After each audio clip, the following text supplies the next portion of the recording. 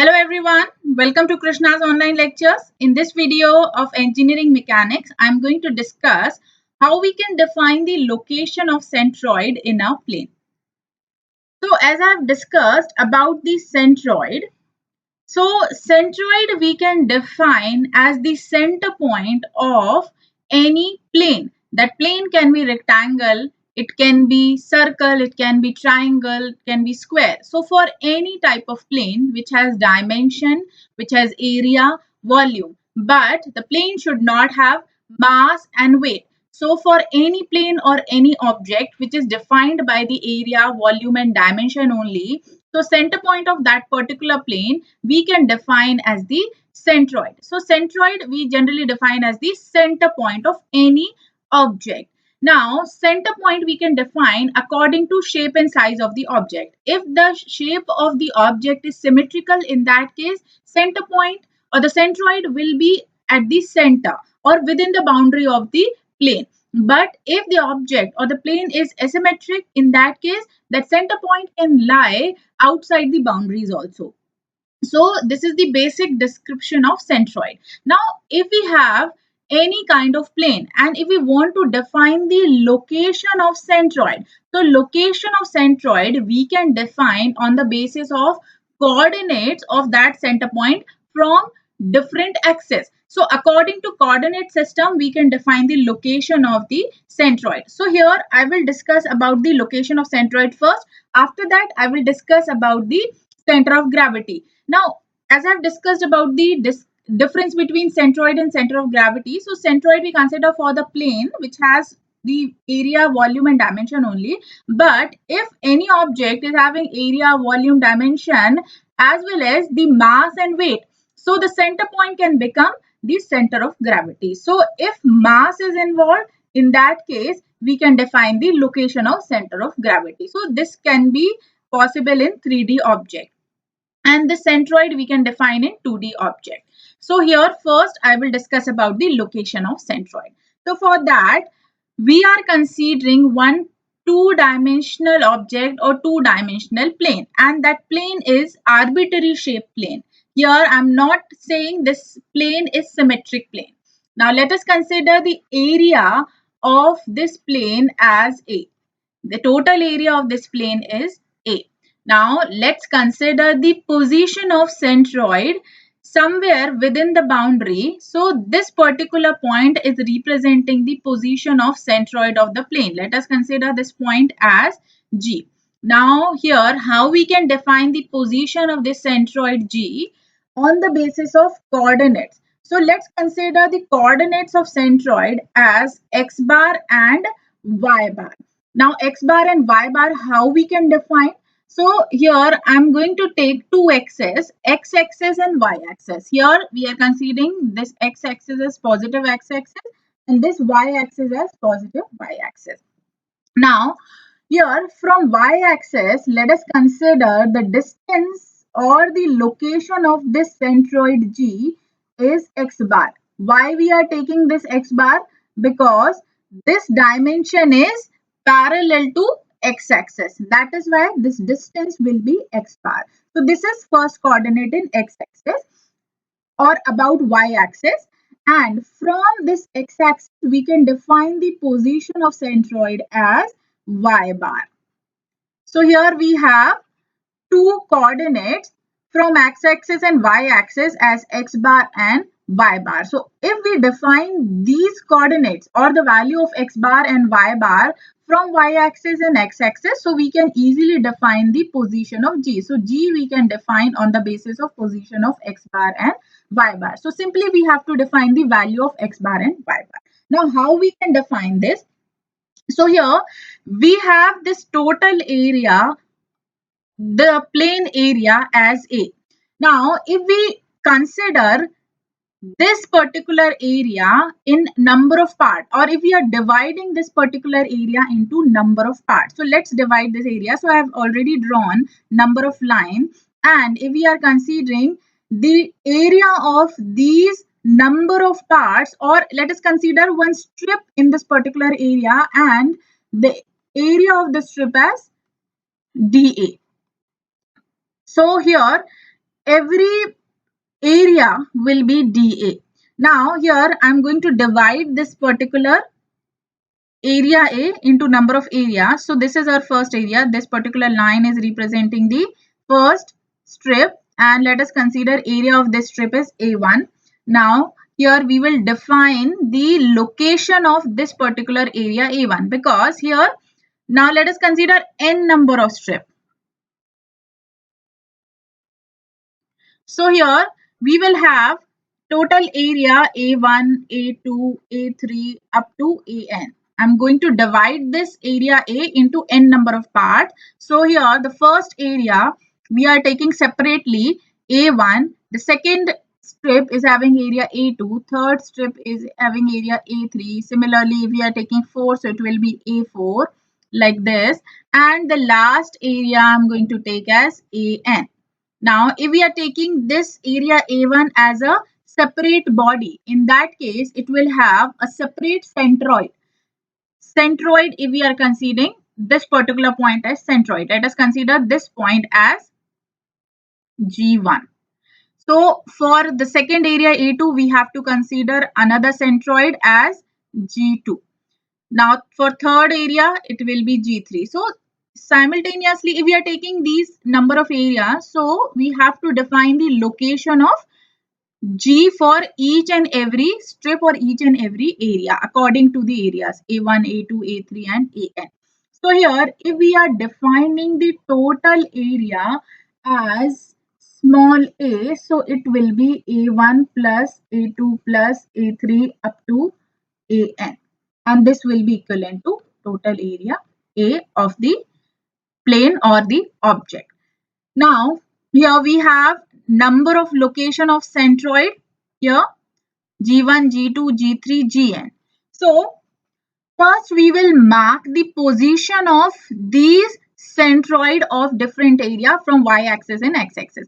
So, from y-axis, here we have the position of G as x bar. So, along this x-axis or parallel to x-axis, we will define the position as x1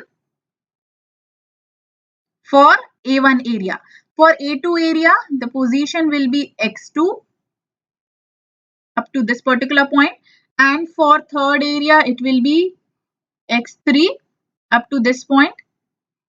Similarly, for nth area, it will be xn. So, by this way, we can define the coordinates of these number of centroid G1, G2, G3. Similarly, for y-axis, we can define from x, or in terms of y bar, we can define the position of G1, G2 and G3. From x-axis, it will be y1. And for second area, it can be y2. So by this way, we can define the position of G1, G2, G3 from x-axis and y-axis. So x1, y1, x2, y2, x3, y3, xn, yn are the coordinate of each and every centroid of these number of areas. Now here, I want to define the concept of moment of area. You must heard about the moment of force. So moment of force we generally define as the product of force into perpendicular distance.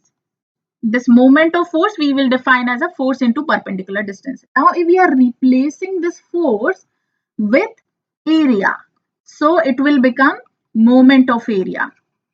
Now, how we can define moment of area? We will just replace this force with the area. So, area into perpendicular distance will become the moment of area. So, if we want to define the moment of area of each and every area or the total area. So, if we want to define the total moment of area, so that total moment of area we will define about some axis or about one axis or about one point. So here we have two axes, x-axis and y-axis. So basically moment of force we will define about any axis or about any point. By this way we can define the moment of force. So similarly we will follow the same concept here. So this moment of area we will define about axis. So let us define the moment of area about y-axis. So for this particular G, if we want to define the moment of area, so this G we are considering for total area A. So the moment of area for this, so moment of area about y-axis, it will be A into x bar, because perpendicular distance we are considering x bar for this G about y-axis. From y-axis we will take perpendicular distance. So total area is A and the perpendicular distance is x bar. So moment of area about y-axis, it will be A x bar.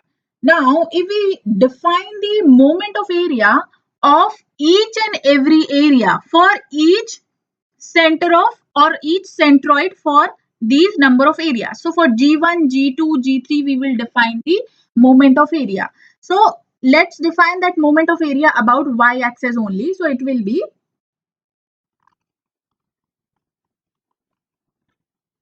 so similarly we can define the moment of area about y-axis for number of small areas. So first area we are taking A1.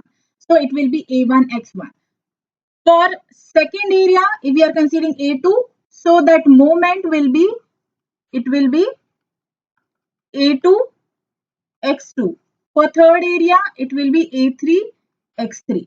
Now, if we are combining these moment of area, here we have A1 plus A2 plus A3 up to AN as the summation of all the area as the total area. Total area we are considering as the summation of all the area or all number of parts. So, if we define the total moment of area, so it should be the summation of all moment of area. So it should be A1 x1 plus A2 x2 plus A3 x3 up to AN xn. So according to that, we can define as sum of moment of all small areas dA about any axis, it will be equals to moment of area A about the same axis. Here we are considering y-axis. So here I have defined the moment of area about y-axis, that is defining the position of this G. So it will be represented about y-axis as AX bar. So this total AX bar we are considering for the total area, for this total area. And this total area is divided into number of areas, A1, A2, A3. So the summation of total moment of area with respect to these G1, G2, G3 and Gn from y-axis. So the summation of all the moment of area should be equals to Ax bar or moment of area about y-axis. So about y-axis, if we apply this concept, so the equation should be,